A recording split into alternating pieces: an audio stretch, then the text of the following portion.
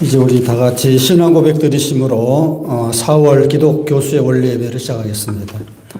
전능하사 천지를 만드신 하나님 아버지를 내가 믿사오며 그의 아들 우리 주 예수 그리스도를 믿사오니 이는 성령으로 잉태하사 동정녀 마리아에게 나시고 본디오 빌라도에게 고난을 받으사 십자가에 못 박혀 죽으시고 장사한 지 사흘 만에 죽은 자 가운데서 다시 살아나시며 하늘에 오르사 전능하신 하나님 편에 앉아 계시다가 죄로서 산 자와 죽은 자를 심판하러 오시리라.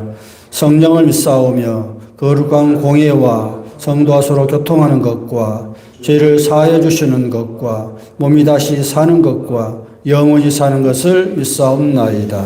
아멘. 찬송가 435장을 부르겠습니다. 나의 영원하신 기여 생명보다 귀하다. 나의 갈 길 닦아도록 나와 동행하소서. 주께로 가까이 주께로 가오니 나의 갈 길 닦아도록 나와 동행하소서. 세상 부귀한이람과 모든 명예 버리고 험한 길을 가는 동안 나와 동행하소서. 주께로 가까이 주께로 가오니 나의 갈 길 닦아도록 나와 동행하소서. 어두운 골짝 지나가며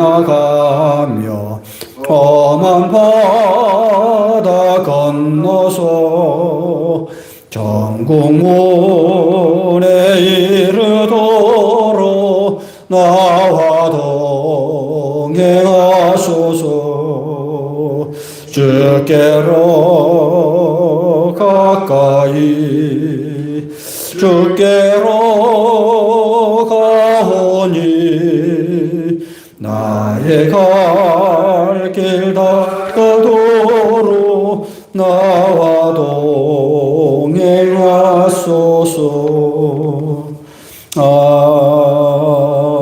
아멘. 예, 김태훈 교수님 나와서 기도해 주시겠습니다.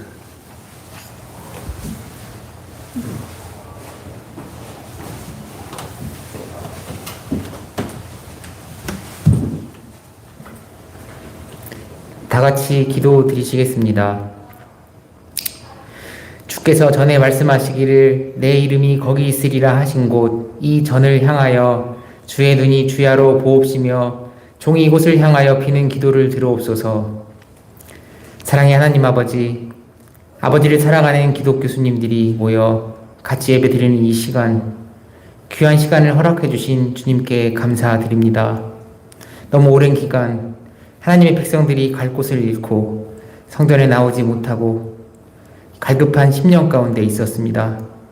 이전에 주님의 백성들이 가득 모여 같이 찬양하고 예배드릴 수 있는 날이 속히 찾아오기를 소망합니다. 어서 코로나의 유행이 끝나고 교회가 다시 열려지게 하시옵고 우리의 상한 마음 주님 위로해 주시기를 간절히 기도드립니다. 아버지, 예수님께서는 본시 하나님 아버지의 독생자이시며 죄 없고 순전한 분이셨습니다. 그러나 높은 자의 자리에 계시지 아니하시고 제자들과 환자들과 그리고 목자 없이 헤매는 낮은 사람들의 자리에 서서 사역하셨고 최후에는 십자가에 달려 돌아가심으로 우리를 위한 구원을 완성하셨습니다. 예수님을 따르는 제자된 삶이기를 희망하는 내가 일생의 안일과 평안만을 추구하고 약하고 아픈 사람들을 돌보지 않았었던 바리새인의 모습을 한 신자였음을 이 시간 회개합니다. 죽기까지 충성을 다하셨던 예수님처럼 우리가 속한 자리, 직장, 교회는 하나님께서 우리에게 맡기신 목장이요 사명의 자리임을 잊지 않기를 원합니다. 우리의 삶을 통해 그리스도의 향기가 전파되게 하시고 육체와 영혼의 병으로 고생하고 있는 환우들을 어루만지는 인수를 펼치는 기독교 교회가 될 수 있도록 우리를 인도하여 주시옵소서. 아버지, 환경 파괴와 그로 인한 재난이 계속되는 시대입니다. 세계에는 전쟁과 다툼이 그치지 않고 있습니다. 코로나로 인해 경제적으로 어려움을 겪고 있는 많은 사람들이 힘겹게 하루하루 살아가고 있습니다. 이런 환난의 바탕에는 우리들의 무절제함과 탐욕이 자리하고 있음을 깨닫습니다. 더욱 경건하고 절제하는 삶을 추구하는 우리들 되게 하시고 이 사회와 세계를 위해 깨어 기도하는 우리들에게 인도하여 주시옵소서. 우크라이나의 전쟁이 빨리 종식되고 저 땅에 평화가 도래하기를 기도합니다. 하나님의 강한 팔로 우크라이나 국민들을 지켜주시고 상처받은 심령들을 위로하여 주시옵소서. 아버지, 경희대학교 경희의료원 그리고 성지에서 온 교회를 위해 기도합니다. 어려운 시기에 꿋꿋하게 자기 사명을 잘 감당하며 나아갈 수 있도록 각 구성원들에게 지혜와 능력 더하여 주시옵소서. 이 교회가 속히 열려서 환우들과 의료인들이 기도하는 집으로 다시금 회복될 수 있도록 인도해 주시옵소서. 기독교수회를 이끄시는 김우식 회장님께도 강건함을 더하여 주시옵고 우리 기독교수회에 능력을 더하여 주시옵소서. 오늘 말씀을 전하실 박동훈 목사님께도 신령한 은혜 베풀어 주셔서 듣는 자 전하는 자 모두 심령이 변화되고 새롭게 되는 귀한 시간 될 수 있도록 인도해 주시옵소서. 사랑이 많으신 우리 주 예수 그리스도 이름으로 기도드렸습니다. 아멘.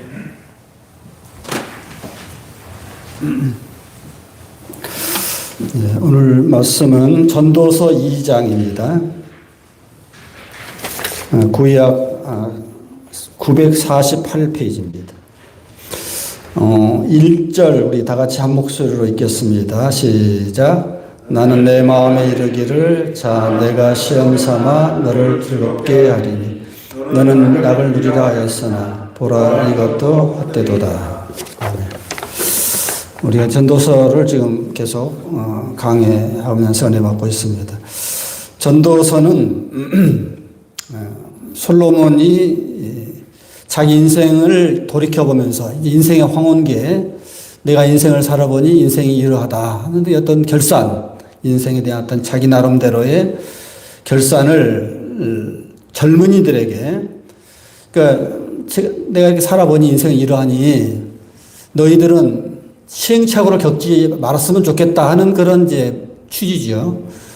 젊은 사람들아, 나도 너희들처럼 젊었을 때는 뭣도 모르고 그렇게 참 막 살았는데 내가 살아보니 인생이 이러하다. 그러니 너희들은 어리석게 헛된 데다가 에너지를 쓰지 말고 힘을 쓰지 말고 내가 가르쳐 준 대로 참된 길, 진리의 길, 좋은 길을 갔으면 좋겠다 하는 어떤 노파심으로 쓴 그런 이제 책이다. 이렇게 생각하면서 보면은 은혜가 됩니다.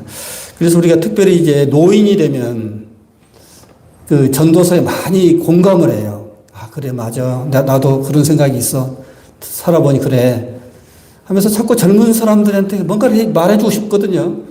그래서 요새는 근데 꼰대라는 말을 자꾸 하니까 주춤주춤 하긴 해요. 그러나 그럼에도 불구하고 내 자녀들에게 또 후배들에게 또 나를 따르는 팔로우들 그런 사람들에게 추종자들에게 뭔가 말을 해주고 싶단 말이에요. 그건 그 어떤 점에서 보면 그 사랑의 마음이죠. 사랑의 마음으로 나도 젊었을 때 너만 할 때는 참 뭣도 모르게 살았는데 그게 아니더라. 그러니 바른 길이 있으니까 헛된 길로 자꾸 이렇게 방황하지 말고 똑바로 갔으면 좋겠다 하는 그런 취지죠. 그래서 1장 부분에서 헛되니 모든 것이 헛되다. 이제 총론이에요. 이제 총론. 그러니까 전체적인 그림으로 보면 모든 것, 해 아래 수고하는 인생의 모든 것들이 보니 헛수고다라고 이제 1장 부분에서 이야기했고, 이제 2장부터는 이제 강론이에요. 강론. 우리가 그 책을 읽을 때 그 머릿말, 그 서론 부분이 쭉 있잖아요. 프롤로그. 그러니까 앞에 이제 내가 앞으로 이런 이야기를 하겠다. 이제 그런 취지로 딱 던지고 나서 이제 풀어가는 거잖아요. 풀어가는 거예요. 여기서 이제 파친코가 참 그 굉장히 세계적으로 아주 인기가 대단하죠. 그러니까 우리 한국인들의 그 뼈아픈, 피로 쓴 정말 한 맺힌 외마디거든요, 이게. 근데 그걸 뚫고 나왔다는 거예요. 그러니까 그 첫 번째 문장, 그러니까 우리가 그 소설의 첫 번째 문장이 참 중요하거든요, 이게. History has failed us. 역사가 우리를 망가뜨렸다. But, 그러나, no matter. 상관없어. 이런 거거든요. 이게 이렇게 시작해요. 그러니까 구체적으로는 일본 사람들이죠. 일본 사람들이 우리 역사를 그냥 망가뜨려 버렸잖아요. 식민지로 그냥 정말 우리 자존심을 완전히 뭉개버렸잖아요. 그랬는데 괜찮아 하면서 그냥 뚫고 나가는 거잖아요. 그러니까 첫 문장이 아주 강력하게 시작해요. 임팩트가 대단하단 말이에요. 내가 그 이야기를 하겠다 그런 거잖아요, 이제. 그 첫 마디를 딱, 화두를 딱 던지면서 이제 풀어가는 거잖아요. 그러니까 전도서도, 전도자가 이러되, 헛되니 모든 것이 헛되다 하고 딱 시작하는 거예요. 참, 첫 마디가. 그러니까 이제 그걸 이야기하겠다는 인생을 살아보면 참 별것 없어. 다 헛된 거야. 라고 이제 1장 부분에서 쫙 이야기를 했고, 2장부터는 이제 강론, 앞으로는 총론이고, 여기 강론. 하나씩 이제 분석하면서 구체적인 사례를 들면서 이제 쭉 설명을 해 나가는 걸로 이렇게 풀어집니다. 이렇게. 2장 부분에서 이제 키워드는 뭐냐면 쾌락입니다. 쾌락. 그러니까 우리가 어떤 글을 소화할 때, 읽을 때 제일 중요한 게 뭐냐. 그러니까 키워드를 찾는 거거든요. 이게 키워드.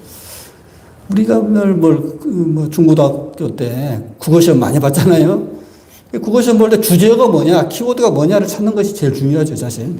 그래서 우리가 어떤 성경도 일종의 텍스트니까 성경을 이해할 때 제일 중요한 것은 먼저 이해를 해야죠. 우리가 이성적으로 이해를 해야 돼요, 이게. 그래서 키워드를 찾는 게 중요한데 전도서 전체 키워드는 헤벨, 헛되다 이렇게 되고 헛되다 이렇게 시작하는 거고 키워드는 그 다음에 2장의 키워드는 그래서 강론으로 들어가서 키워드가 뭐냐면 쾌락, joy, pleasure 뭐 이렇게 하는 거죠. 그러니까 어떤 희락, 좋게 표현하면 희락, 기쁨, 즐거움. 우리 이제 그 쇼펜하우어가 그 현대 철학자의 선구자잖아요. 지금까지 칸트 헤겔 철학까지는 근대 철학이고 이제 현대 철학을 연 사람이 보통 쇼펜하우어, 니체 뭐 이렇게 바라보는데 그 쇼펜하우어의 철학을 보면은 인생이 뭐냐 쭉 이제 던지면서 인생은 고통과 쾌락의 줄다리기다 이렇게 시작해요. 쇼펜하우어 철학은 굉장히 우리가 딱 보면은 좀 염세주의적이잖아요. 인생이 너무 괴롭다. 마치 서양 불교예요. 서양 불교. 그러니까 되게 현대 철학자들이 서양 현대 철학자들이 근세까지 그 이성이 계속 발전해 오다가 어떤 한계 와요. 목이 찬단 말이에요. 한계 왔을 때 어떤 벽이 부딪혔을 때에 그 돌파구를 어디서 찾냐면 동양 철학에서 찾아요. 되게. 그래서 힌두교, 흔히 이제 불교, 또 동양의 유불선 그러잖아요. 그때 보통 유불선을 찾는데 이 사람들이 이제 동양의 철학에 쭉 들어가다 보니까 서양 철학에서 느꼈던 그 벽을 넘는 어떤 새로운 어떤 인사이트를 얻어요. 여기서. 요새 우리 이제 K-드라마, 한국 드라마가 이 히트를 치는 것도 그런 맥락이에요, 사실은. 근데 그 헐리우드의 영화들, 서구의 이런 드라마나 팝이나 이런 것들이 한계에 왔을 때 딱 보니까 한국이라는 나라가 참 아주 재밌단 말이에요, 이게. 그 팝송도 그렇고, K-팝도 그렇고, 드라마도 그렇고. 그럼 새롭게 이제 재발견하는 거예요. 사실 우리나라가 우스운 나라가 아니거든요, 이게. 너무 그동안 막 이제 그 전쟁과 가난 속에 찌들려서 그렇지 문화민족이거든요. 우리나라 사람들 참 문화민족이에요. 그래서 경제가 어느 정도 바탕이 되니까 숨어있는 그 재능들이 막 폭발적으로 나오는 거죠, 이렇게. 아무튼 이제 이렇게 그 현대 철학자들도, 서양 현대 철학자들도 1차 대전, 2차 대전을 겪으면서 서양 그 어떤 그 이성이 이게 아니다. 어떤 벽에 부딪혔을 때 돌파구가 동양 철학인데, 쇼펜하우어도 이제 고통을 굉장히 많이 생각하죠. 그래서 인생이 결국 뭐냐? 고통과 쾌락 사이다. 이렇게 나오는데, 그런 점에서 이제 쾌락. 또 우리가 또 철학사를 들어가면은 그 에피쿠루스 철학자들 있죠. 에피쿠루스. 우리 흔히 이제 쾌락주의자들. 그 스토아 철학하고 이제 그 같은 동시대 철학인데, 그 알렉산더 대왕 우리 잘 알죠? 알렉산더 대왕이 그리스를 넘어서 뭐 지중해 뭐 인도까지 막 쫙 쓸어버려 가지고 그때 헬레니즘이 발달되잖아요. 그때 나온 그 어간의 그 어떤 시대 정신이 두 가지였어요. 하나는 에피쿠루스 쾌락주의, 하나는 스토아주의. 두 가지인데 우리 성경에 그 사도 바울도 그 당시 사람이에요, 사실은. 그런 맥락에서 보면 그 당시 사람이에요. 그래서 바울의 책, 그 서신도 보면은 스토아 철학이 많이 들어가 있어요. 스토아 철학. 스토아 철학은 세상 모든 것이 다 이미 결정되어 있으니 사람이 뭐 그렇게 뭐 몸부림칠 거 없이 거기에 순응해서 우리 같으면 이제 어떤 운명 철학이죠. 스토아 철학은. 근데 이제 거기 반대되는 것이 쾌락주의 철학, 에피쿠스 철학인데 우리가 흔히 말하는 막 쾌락지상주의, 뭐 그냥 뭐 우리가 쾌락하면 벌써 딱 부정적인 이미지가 나오잖아요. 뭔가 동물 본능에 사로잡혀서 쾌락을 추구하는 어떤 저열한 어떤 모습. 이게 우리가 흔히 그 에피쿠스 철학을 이제 공격할 때 그런 이제 선입관념을 갖는데 처음에 사실 그게 아니었어요. 그 사람들이 말하는 쾌락은 그런 육체적인 저열한 동물적인 본능을 추구하는 그런 쾌락이 아니고 고통에서 벗어나서 뭔가 이렇게 정신적으로 뭔가 이렇게 기쁨이 넘치는 그런 쾌락, 정신적인 쾌락이에요, 사실 이 사람들이 말하는. 흔히 이제 아파테이아라고 하는데, 아파테이아, 아타락시아, 아파테이아. 아파테이아는 이제 그 스토아 철학에서 말하는 부동심. 마음의 흔들림이 없이 마음의 편안한 상태를 아파테이아라고 하고, 아타락시아라는 것은 이제 에피쿠스 철학에서 말하는데 마음이 막 즐거운 상태, 어떤 극락의 상태, 최고의 어떤 기쁨의 상태를 이제 말하는 거예요. 그래서 쾌락을 이야기하는 거예요. 그래서 2장 부분에서 이제 제가 이제 왜 이렇게 뭐 어려운 철학 이야기를 하냐면은 결국 이제 인생이라는 것이 뭔가를 깊이 이렇게 고민하는 것이 철학인데 여기도 이제 좀 약간 비슷해요.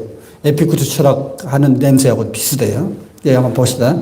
나는 내 마음에 이르기를 자 내가 시험 삼아 너를 즐겁게라는 말이 나오잖아요. 벌써 쾌락에 대한 얘기죠. 즐겁게 하게 하리니 너는 낙을 누리라 하였으나 보통 사람들이 쾌락을 추구하죠. 우리도 가만히 보면은 우리 삶이 고통이죠, 사실은. 만사계고 그러잖아요. 만사계고. 만사 사는 것 자체가 괴롭죠. 우리 몸을 가졌기 때문에, 이 몸 안에서 나오는 그런 그 불쾌함 있죠. 저도 이제 나이가 들수록 아주 이제 그 몸이 막 이쪽, 옛날에 이쪽 몇 년 전에 이쪽이 50견이 지나가서 우리 이종화 선생님한테 가서 이렇게 치료받았는데 이쪽이 지나고 이쪽 두 번째 지나갔어요. 지금도 이쪽이 좀 저려요. 아직도. 몸이 저려요. 이렇게 밤에 자려고 하면은 아주 막 저려와요. 이렇게. 이게 그 60여 년 동안 이제 쌓인 거죠. 이게 근육이 굳어서. 아프단 말이에요. 이게 막 고통스러워. 다 그렇죠. 나이가 들면 삭신일 수 있다고 그러잖아요. 이런 그 어떤 육체적인 고통. 또 질병으로 인한 고통. 또는 그 정신적인 어떤 고통. 과거의 그 아주 트라우마들이 있죠. 우리가 과거의 상처들, 사람들에게서 받았던 상처들, 뭐 그런 것들이 막 스멀스멀 이렇게 무의식 속에서 막 불쑥불쑥 나오죠. 이렇게. 불쾌한 감정들이. 막 마음에 쑥 지나간단 말이에요. 이렇게 고통스러운 그런 경험들이. 또 영적인 고통, 죄의식.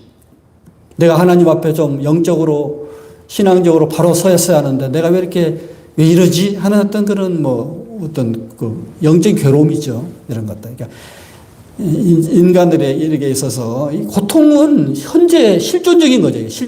우리가 실존주의 철학도 가만히 보면은 그런 인간의 실존적인 고통에 대해서 깊이 한번 고민해 보는 거죠. 그래서 가만히 보면 인생이라는 것이 다른 게 아니고 고통을 좀 줄이고 쾌락을 증진시키는 그것이 인생이다.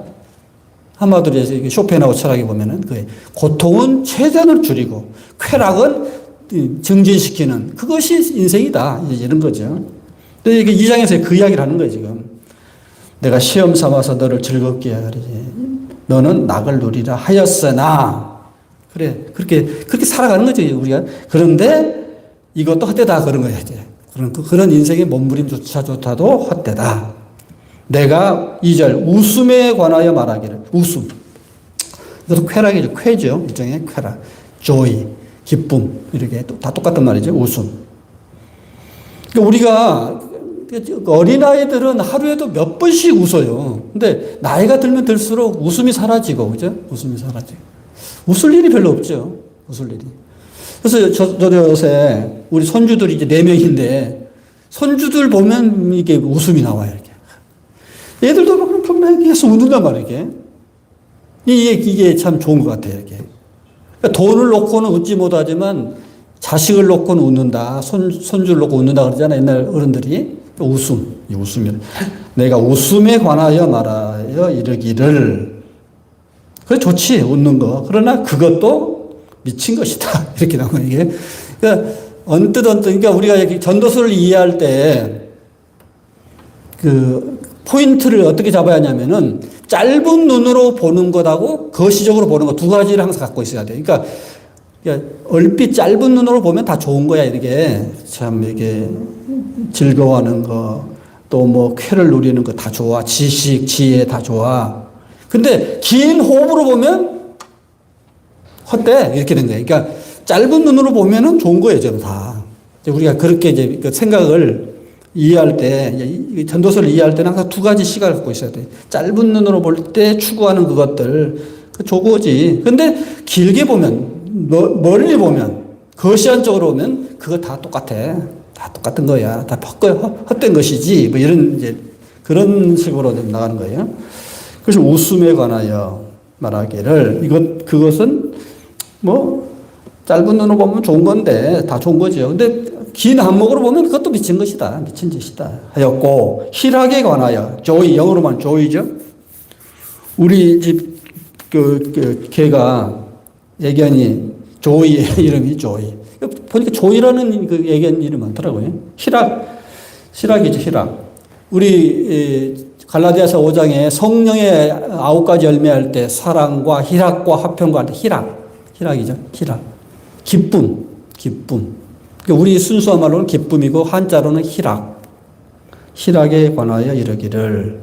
이것이 무슨 소용이 있는가?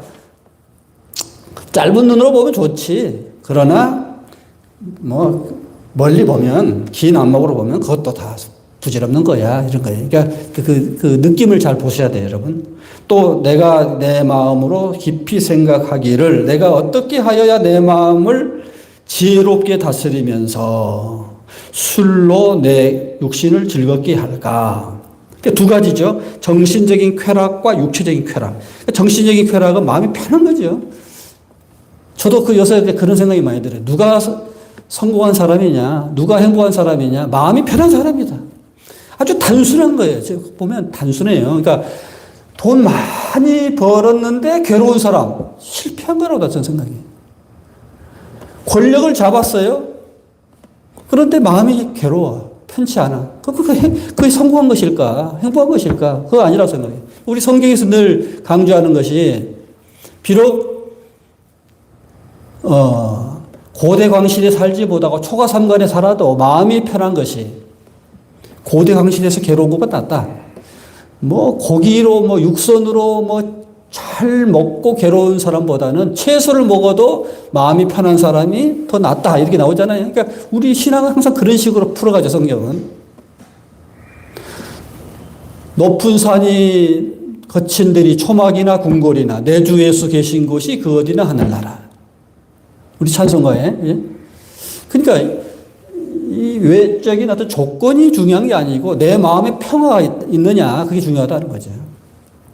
평화로다 하늘에서 내려오네. 그러니까 우리 마음의 평화, 샬롬. 그러니까 우리가 결국은 우리가 추구할 것은 마음의 평화죠. 마음의 평화, 마음이 편안한 것. 저는 요새 참 마음이 편안해요. 참 마음이 편안해. 내 스스로도 마음이 편안해요.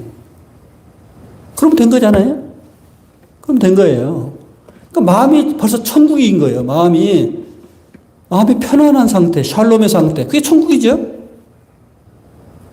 내 주 예수 계신 곳이 그 어디나 하늘나라. 내 마음이 편안해서 내 안에 주님이 계시고 내 안에 천국이 들어오니 마음이 편안하다. 그럼 성공한 인생이죠. 행복한 인생이죠.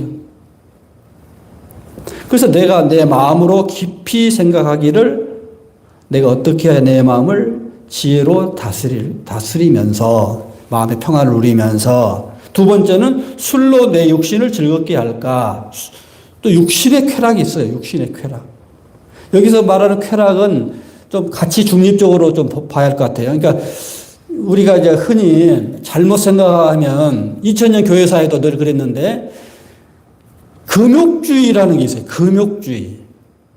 금욕주의라는 게 금욕주의가 뭐예요? 인간의 모든 본능의 쾌락을 다 싸그리 그냥 무시해버리고 짓눌러버리고 금한다, 금지시킨다 그런 뜻이잖아요. 금욕주의. 근데 그래서 고행을 하죠. 사람이 막 자기 자신을 막 채찍질하고 금식하고 단식하고 뭐 그냥 뭔가 이렇게 괴롭힌단 말이에요. 이게 고행주의, 금욕주의하고 고행주의가 좀 약간 비슷하죠. 이게. 그 석가모니 그 일대기도 보면은 처음에 석가모니도 인생이 왜 이렇게 괴로운가를 생각하면서 금욕주의로 시작해 처음에 막 금식하고 막 고행을 해 막 학대하고 그런데 어느 시점에서 딱 깨닫기를 이건 아닌 것 같다 하는 시점이 와요. 아 이거 아니야 하면서 중도를 발견해. 그러니까 중도 그러니까 그냥 완전히 금욕도 아니고 완전히 그 쾌락도 아닌 중간에 어떤 그 아주 적절한 어떤 그 상태. 동양 유교식으로 말하면 중용, 중도 다 똑같은 말인데, 그러니까 너무 한쪽으로 극단적으로 치우치지 말고 극단적으로 뭐 그 욕망에 사로잡힌 그것도 아닌 것 같고 그렇다고 욕망을 싸그리 없애려는 금욕주의도 아닌 것 같고 중도로 적당한 그 어떤 상태. 흔히 골드락스 존이라고 그래요. 그러니까 우리가 이제 요새 그 천문학에 좀 꽂혀가지고 그 천문적인 그런 것을 많이 책을 보면서 느끼는 것이 우리 지구가 참 기가 막혀요, 이게. 태양으로부터 조금만 멀리 떨어져도 생명체가 살 수 없고 또 조금만 가까이 해도 살 수 없어요. 수, 금, 지, 화, 목, 토처럼 그러잖아요. 그러니까 수성, 목, 수, 금, 금성은 너무 뜨겁죠. 태양에 가깝죠. 그래서 만약 지구가 그랬더라면 생명체가 살 수 없죠. 또 지구 밖에 지, 화성은 너무 또 차가워. 근데 지구는 적절한 아주 그 거리가 흔히 골드락스라고 해요. 골드락스. 그 우리 이제 그 얘들 그 동화에 보면은 그 손님을 대접할 때 죽을 뜨겁지도 않고 차지도 않는 아주 중간에 아주 적절한 우리 음식이 다 그렇잖아요. 죽이 너무 뜨거워도 안 되고 차지도 않은 아주 중간에 아주 적절한 온도 있죠. 그래서 그걸 골드락스 존이라고 그래요. 했더니 골드락스 존. 그러니까 우리 지구가 딱 골드락스 존에 있어요, 지금 딱. 그러니까 우리 지구 자체가 사실은 정말 기가 막히단 말이에요, 이게. 그러니까 하나님이 우리 지구에 관한 아주 세밀하게. 그러니까 그 중간에 적절한. 그러니까, 아까 말한 고통과 쾌락이라고 했는데, 우리가 이제 늘 중간 지점을 잘 잡아야 할 것 같아요. 저도 이제 초창기에 이제 좀 영성 훈련할 때는 저도 금욕주의자였어요. 금욕주의자. 하여튼 뭔가 이렇게 흥분시키는 커피조차도 안 먹었어요. 커피조차도. 아주 그냥 심플하게, 단순하게 모든 것을. 하여튼 쾌락이라는 그 자체가 죄지 이렇게 생각했는데 이렇게 살아보니 그건 아닌 것 같아요. 그건 아닌 것 같고. 그러니까 마치 이제 비유로 말하면 우리가 자동차 엑셀레이터 같은 건데 엑셀레이터를 안 밟으면 안 가잖아요. 근데 엑셀레이터를 너무 빨리 해서 막 200km 막 달리면 위험하죠. 그런데 그 중간 지점, 딱 중간 지점. 우리 고속도로 달릴 때는 딱 시속 100km 이런 거. 국도에서는 뭐 60 이렇게 나오잖아요. 그 적정 속도죠. 그게 이제 골드락스 존이죠. 골드락스 존. 그래서 저도 이제 요새는 커피를 한 잔, 하루에 한 잔, 두 잔까지도 마셔야죠. 얘는 최근부터래요. 최근부터. 꼭 그렇게 살 필요 없을 것 같다. 전에는 술 먹으면 죄인 죄라고 생각했고, 저 그런 설교도 많이 했고, 근데 요새는 제가 피곤하면은 포도주 한 옵 정도를 먹어요. 집에서. 주일지에 다 긴장이 풀리고 이제 집에 가서 딱 퍼질 때 포도주 조그맣게 먹으면은 이렇게 쫙 기분이 좋더라고요, 이게. 그러니까 너무 지나친 금욕주의도 아닌 것 같고, 너무 지나친 쾌락주의, 또 쾌락에 노출되면 또 사람이 위험해요, 아주. 그러니까 그 논어에 보면 공자왈, 쾌락을 즐기되 빠지지는 말라 이런 말이에요. 아주 참 적절한 표현이었어요. 즐기되 빠지지는 말라. 이게 책의 골드락스존이죠. 적절한 어떤 중도, 중용. 그걸 컨트롤할 수 있을까? 그러니까 우리 이제 성령의 마지막 열매가 절제, 그죠? 사랑과 이렇게 화평과 온유와 절제니라, 절제. 그게 컨트롤이죠. 컨트롤, 셀프 컨트롤. 셀프 컨트롤.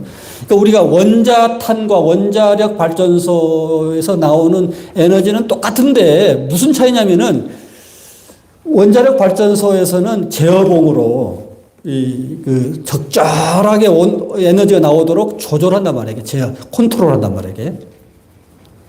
원자탄은 그냥 폭 파괴죠.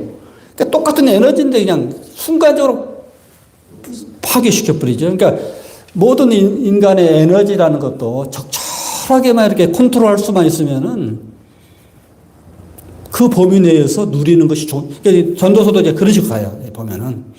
쾌락 자체를 죄악신 안 해요. 하나님이 주시는 거 뒤에 또 나오겠지만은 하나님이 주시는 건 누리고 살아야지. 그냥 나는 안 할 거야. 이것은 어리석은 것 같아요. 너무 지나치게 금욕주의는 어리석은 것 같아요. 그래서 제가 미리 이제 이야기를 하지만 이제 우리 기독교인들도 너무 지나친 금욕주의는 아닌 것 같다. 스스로 우리 그 정신과 제가 예배를 드리거든 일주일에 한 번씩. 그 보면은 의외로 크리스찬들이 많아요. 크리스찬들이 많아요.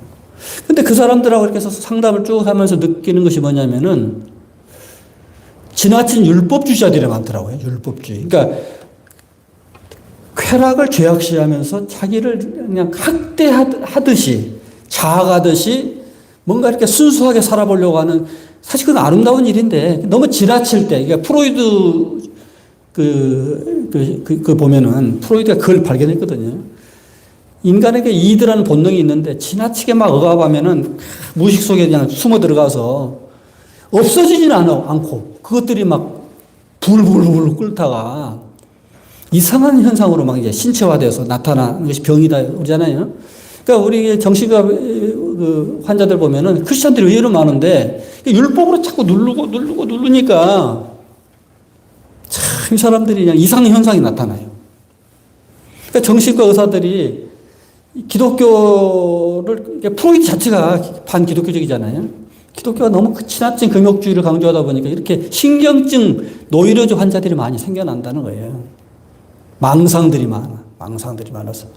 그래서 가만히 저도 이제 이렇게 객관적으로 쭉 보면서 이거 지나치게 억압할 건 아닌 것 같다. 지나치게 억압할 필요 없이 하나님이 누리라고 할 때는 누리는 거지. 그걸 잘 컨트롤하면서 잘 컨트롤하면 되는 거지. 그 자체를 그냥 싹을 없애고 없애려고 그냥 그건 아닌 것 같다 하는 생각이 많이 듭니다. 그래서 여기도 술로 내 육신을 즐겁게 할까? 또 내가 어떻게 하여야 천하의 인생들이 그들의 인생을 살아가는 동안 어떤 것이 선한 것인지, 여기서 좋은 것인지 그렇게 표현한 것이 나을 것 같아요. 좋은 것. 여기서는 이제 그 어떤 선악의 문제로 볼 것이 아니라 좋고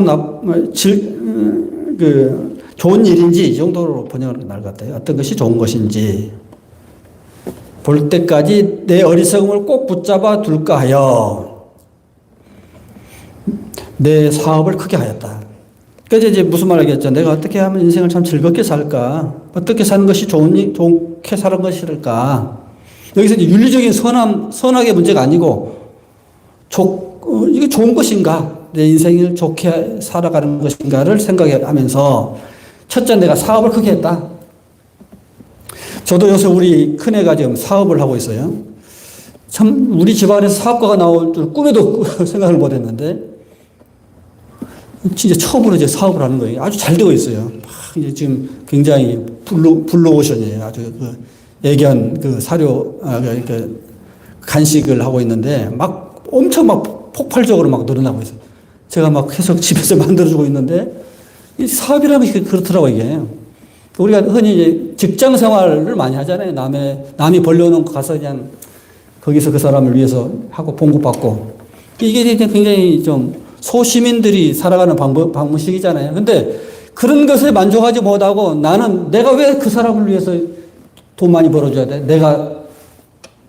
내가 사업을 해야지. 이런 이제 뭔가 좀 그릇이 크면 이제 직장 생활에 만족을 못 하죠. 사업을 하게 되죠.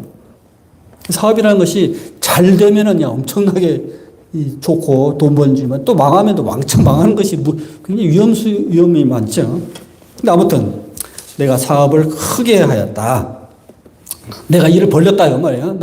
남이 벌려놓은 곳에 가서 이렇게 뭐 부수적인 일을 하는 그런 것은 아니고 내가 크게 벌렸다, 그 말이에요. 사업을. 내가 나를 위하여, 여기서 보죠. 나를 위하여, 나를. 내가 나를. 이게 계속 인생이 다 그거죠. 이 자기, 나. 요새 우리 손주들도 보면은 이제 자아가 형성돼가지고 자꾸 내가 뭐 이러더라고요. 그러니까 자아가 벌써 이제 생기는 거예요. 인생 자체가 자아가 에고라고 하잖아요. 자아가 이것도 이제 너무 폭발해서 교만까지 가면 이제 굉장히 위험한 거예요. 여기 한 용어를 하나를 잘 보면 재밌어요. 여기서 강조되는 거예요. 내가 나를 위하여 이런 거예요. 우리 신앙은 하나님을 위하여 이렇게 되면 포인트가 이렇게 달라지잖아요. 여기는 지금 계속 강조하는 게 내가 나를 위하여 집을 짓고 포도원을 가꾸고. 집을 짓는다는 거. 우리나라 사람들이 참 이 집에 대한 그 애착력이 대단하죠. 집에 대한 애착력이. 서구인들은 그렇게 심하진 않은데 우리나라 그것도 하나의 문화의 그 스토리인데 우리는 정착민이죠. 농사짓는 정착민이기 때문에 서양 사람들 다 유목민들의 후예지잖아요. 서양 사람들은. 그러니까 이동이 많아요. 그러니까 어떤 정착에서 집을 크게 짓고 매는 그런 별로 없어요. 이동식, 텐트 임식 짓고 또 옮길 때는 걷어서 또 가고 이렇게 포터블이잖아요. 포터블. 집을 이렇게 정착해서 하는. 근데 우리는 그게 아니에요. 우리는 농사 짓는 한 곳에 딱 뿌리를 내리고 농사 짓는 민족이기 때문에 집에 대한 애착이 강하죠. 집에 대한 애착이. 우리나라 부동산 장난 아니잖아요, 이게. 집을 마련한다는 것이 참 우리가 참 중요하죠. 일생일대 중요한 거잖아요. 집을 짓고 또 포도원을 일구고 그 유대인들의 그 어떤 그 낙원 개념은 포도와 무화과가 열매가 맺혀지는 과수원. 이게 이제 어떤 낙원의 개념이에요. 성경의 그 에덴 동산도 과수원이잖아요. 과수원. 그러니까 과수원과 먹을 게 많고 과일이 많거죠. 그러니까 이제 포도원을 갖고 싶어하는 것이 유대인들의 어떤 소망이에요. 어떤 파라다이스, 어떤 낙원을 상징하는 건데 포도원을 일구고 여러 동산과 과원 이렇게 나오죠. 동산, 과원, 과수원이 만들고 그 가운데 각종 과목을 심었으며 나를 위하여 계속 그죠? 나를 위하여 수목을 기르는 살림에 물을 주기 위하여 못들을 팠고 우물이요. 연못을 팠으며 또 남녀노비들을 사기도 하였다. 그러니까 규모가 커지니까 사람을 쓰는 거죠, 이게 사람을. 그러니까 사업체를 운영하는 사람들은 사람들을 이제 고용하는 거잖아요. 이게 고용해서 그 사람들로 하여금 일하게 하고 내가 혼자 하는 것보다는 많은 사람들을 불러서 일을 시키고 그래야 막 사업이 막 번창하는 거 아니에요. 근데 남녀노비를 사기도 하고 내 사업을 크게 하기 위해서 또 나를 위하여 계속 반복되는 용어를 보세요. 나를 위하여 집에 종들을 낳기도 하였으며 나보다 먼저 예루살렘에 있던 모든 자들보다도 과거에 예루살렘에 살던 모든 사람들 내가 소와 양떼의 소유를 더 많이 가졌다. 옛날 사람들 누구하고도 비교할 수 없을 정도로 나는 정말 사업을 크게 해서 많은 물질을 창출해 놓으라 하는 거죠. 많이 가졌으며 또 은금 왕들이 소유한 보배와 여러 지방의 보배를 나를 위하여 또 계속 나를 위하여 쌓고 그러니까 물질이 이제 많이 이제 커지다 보면 그것을 어떤 이제 하나의 어떤 물질로 응축시킨 것들이 금, 은, 보배죠. 이렇게 치환을 시키잖아요. 요새 같으면 우리가 집을 많이 집을 사둔다든지 땅을 사둔다든지 이게 부를 축축하는 어떤 단위죠. 옛날에는 이제 그게 없으니까 은과 금, 보배 이걸 가지고는 자기의 부가 축적이 되는 거죠. 요새 같으면 주식, 채권 이렇게 있지만 옛날 사람들은 부를 이렇게 보관하는 그런 수단으로 은금 보배를 했죠. 또 노래하는 남녀들과 인생들이 기뻐하는 처첩을 많이 두었다. 사람이 먹고 살만하면 또 이제 다음 단계는 이 오락이죠. 오락, 유희. 우리 TV에 보면은 연예인들이 막 노래하고 드라마하고 막 이렇게 하잖아요, 다. 근데 이건 사실은 참 우리가 좋은 시대에 살고 있는데 역사를 보면은 이건 옛날에 왕들이나 누리는 그 어떤 사치였어요. 그러니까 이제 우리가 흔히 말하는 루이 14세, 16세 이런 사람들 그 역사를 보면은 아주 좀 약간 고급 예술로는 모차르트를 불러서 연주하게 한다든지 또는 이렇게 실내악을 해서 이렇게 한다든지 이렇게 좀 약간 고급스러운 것도 있고 또는 연극. 왕 앞에서 연극을 하는 거예요, 이렇게. 프랑스 그 궁중 그 연극 보면 참 재밌어요. 이렇게 왕들이 그렇게 즐겼단 말이에요, 이게. 우리 흔히 이제 음악회나 또 이런 것은 옛날 왕들이나 누리는 사치였어요. 왕들. 우리 성가대, 교회 성가대 있잖아요. 성가대 이런 것도 옛날 왕들이나 누리는 거예요, 사실은. 왕들이나 귀족들이. 옛날 귀족들이 공작이나 백작 이런 사람들이 좀 여유가 있으면은 자기 사설 연주 팀, 또 합창단을 놓고 들었어요, 혼자. 자기 가족들과. 근데 우리는 요새는 시민회관에서 돈 있는 사람들이 가서 연주를 듣는단 말이에요. 근데 지금 교회에서 성가대를 듣는 거고, 이게 옛날 왕들이나 누리는 거였어요. 그러니까 이게 노래하는 남녀들을 두고, 돈이 많으니까. 그러니까 먹고 살만하면 이제 이런 걸로 가잖아요. 자꾸 이렇게 뭔가 이렇게 어떤 오락적인 거, 엔터테인먼트. 그러니까 문화라는 것은 문화가 우리 이제 아까도 말해 K-드라마, K-팝 이런 것들이도 우리가 경제적으로 어느 정도 되니까 이제 일어나는 현상들이죠. 항산이 있어야 항심이 생긴다 그래요. 그러니까 항산 물질 우리 이제 쉽게 말하면은 곡간이 쌓여야 다른 거 탈 수 있다고 말이에요. 쌀떡에서 인심 난다. 그런 쌀 속에 인심. 그러니까 내가 좀 먹고 살만해야 예절도 나오고 또 베풀기도 하고 또 오락도 즐기고 그런 거죠. 금강산도 19기다 그러잖아요. 그러니까 다 먹고 살만하고 나서 그 다음 단계가 문화죠. 문화적인 운동. 그러니까 이제 그 말이죠. 내가 이제 어느 정도 물질적으로 풍요로우니까 오락도 즐겼다. 그리고 처첩도 많이 뒀다. 요새는 우리가 이제 일부 일처이기 때문에 이런 것이 좀 약간 거부감은 있죠. 있지만은 조금만 역사를 쭉 올라가면은 좀 힘 있는 사람들, 부자들, 권력자들은 그냥 여자들이 수트로 많단 말이에요. 그것도 흉도 아니었고, 옛날에는 불과 몇 년 전만 해도 흉도 아니었고, 지금도 아마 그럴 거예요. 법적으로는 안 되지만은 아무튼 몰래 힘 있는 사람들은 다 그렇게 하잖아요, 이게. 그러니까 남자와 여자의 성적인 그 차이가 많죠. 남자는 거의 뭐. 그러니까, 많은 처첩들을 두고 그랬다. 솔로몬이 우리도 알다시피 후궁, 왕비만 해도 많고 후궁, 첩들 엄청 많았잖아요. 엄청. 뭐 우리가 흔히 백제시대 때 의자왕이 3,000궁녀를 두었다고 그러잖아요. 3,000궁녀. 사실 과장이고 그 역사가들이 너무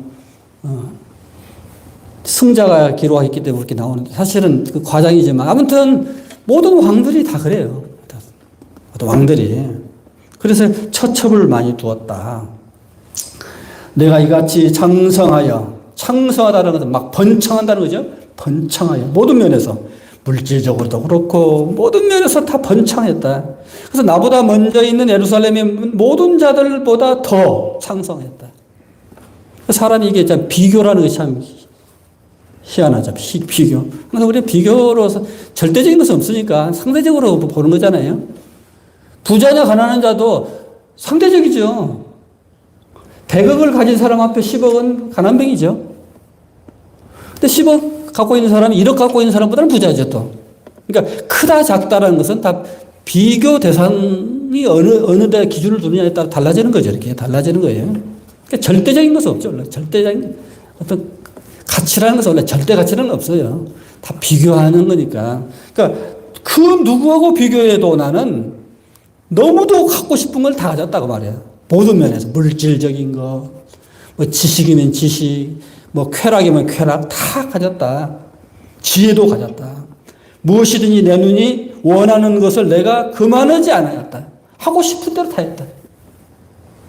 그 도스토옙스키가 우리가 이제 러시아 문학을 보면은 톨스토이하고 도스토옙스키 두 사람이거든요. 그것의 산맥인데 그 도스토옙스키를 보면 톨스토이는 너무 도덕적이고 약간 당위적인 이야기를 많이 하고 도스토옙스키는 아주 현실적인 실제 사실 팩트에다가 초점을 두고 이 인생을 파헤쳐가는 건데 도스토옙스키가 유명한 말을 했어요.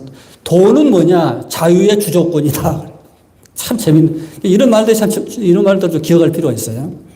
돈은 자유의 주조건이다. 이거 뭐 무슨 말이냐면 돈이 많으면 많을수록 내 자유가 늘어난다 그 말이에요. 그러니까 돈 갖고 못할 일이 어디 있는가. 중국 속담에 또 귀신도 부린다. 돈은 귀신도 부린다 그러죠. 그러니까 돈만 갖고 있으면 못할 게 없다. 하고 싶은 건 다 할 수 있다. 절대 자유가 가는 거죠. 절대 자유로 가는 거죠. 물론 아까도 말한 것처럼 짧은 눈으로 볼 때 그런 거예요. 짧은 눈으로 볼 때. 근데 거시안으로 보면은 뭐 많이 가지나 적게 가지나 다 똑같이 죽지 뭐. 그럼 그냥 끝나는 거잖아요. 지금 말이.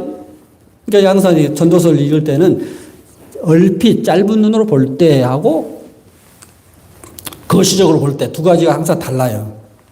짧은 눈으로 보면 내가 참 누구보다도 비교할 수 없을 정도로 최고로 가졌다 그러네요. 그런데 거시적으로 보니 그게 아무것도 아니야. 그런 말이에요, 지금. 거시적으로 보니까 그것도 다 아무것도 아니야. 헛된 거야. 그런 거예요. 내가 원하는 대로 무엇이든지 다 할 수 있었다. 나는 절대 자유를 하고 있어. 절대 자유. 그러니까 도스토옙스키 말대로 자유의 주조건이잖아요. 돈은. 그러니까 내가 돈이 많으니까 내가 하고 싶은 건 다 했다. 다 할 수 있었다. 누구도 막지 못했다. 이는 나의 모든 수고를 내 마음이 기뻐하였습니다. 이것이 나의 모든 수고로 말미암아 얻은 몫이다. 그러니까 일단 우리가 돈이 결핍된 사람들은, 돈이 많은 사람들 보면 참 부럽지긴 하죠. 저 사람들은 하고 싶은 건 다 할 수 있겠다. 부러워하는데, 그거 부러워하지 말라. 그 말이죠. 지금 말인즉슨, 그래봤자, 인간일 뿐이야. 인간일 뿐이야. 다 헛된 거야. 다 그래봐야 다 죽어. 그런 거예요. 그래봤자 아무것도 아니야. 이제 포인트가 그거예요. 그 포인트가. 얼핏 보면 그 사람들이 뭐 대단한 것 같지? 아니야. 다 똑같아. 그 말을 하고 싶은 거예요, 지금. 그래서 그 후에 내가 생각해 본 적, 이게 깊이 한번 생각해 보는 거예요. 얼핏 생각하면 좋은데, 한 번 더 깊이 생각해 보면, 성찰해 보면, 생각해 본 즉, 내 손으로 한 모든 일과 내가 수고한 모든 것이 다 헛되어. 이게 나오죠. 결론이 이렇게 나가죠. 그러니까 전도서는 항상 그런 식으로 항상 나와요. 얼핏 보면 참 좋아. 그리고 너무 좋은 것 같아. 그 많은 사람들이 나를 막 부러워하고, 나도 저 사람처럼 됐으면 얼마나 좋을까. 그렇게 하는데, 젊은이들 똑바로 들어. 다 아무것도 아니야. 그런 거예요. 아무것도 아니야. 바람 잡는 거. 헛되다는 것을 헤벨이라고 그러지. 헤벨. 가인과 아벨 할 때 아벨이에요. 헛되다. 그리고 사전적인 의미가 뭐라고 했어요? 바람을 잡는 것. 여러분 보세요. 바람을 잡아보세요. 잡아보는데 잡은 것 같아 없어져 버리죠. 이 느낌, 이 상태를 헤벨이라고 그래요. 헤벨. 그러니까 내가 돈을 요새 이제 문재인 대통령도 지금 이 시점에 왔어요. 지금. 이제 며칠 안 남았죠. 권력이 그렇다는 거예요. 권력이. 그리고 앞으로 어떻게 될지 몰라. 우리나라는 권력이라는 것이 참 무서워요. 잡았을 때는 막 천하가 벌벌 떨지만 내려오는 순간 죽든지 감옥에 가든지 수치를 당하든지 둘 중에 하나예요. 그러니까 그 권력의 힘이라는 것이 그렇게 마력이 있어요. 그렇게 잡으려고 하는데 나중에 보면은 그 권력을 휘두른 값을 꼭 치러. 꼭 치르죠. 그러니까 이게 빛과 어둠이죠. 이게 빛과 어둠이에요. 모든 게 다 그래요. 돈도 그렇고 권력도 그렇고 쾌락도 그렇고. 쾌락이요.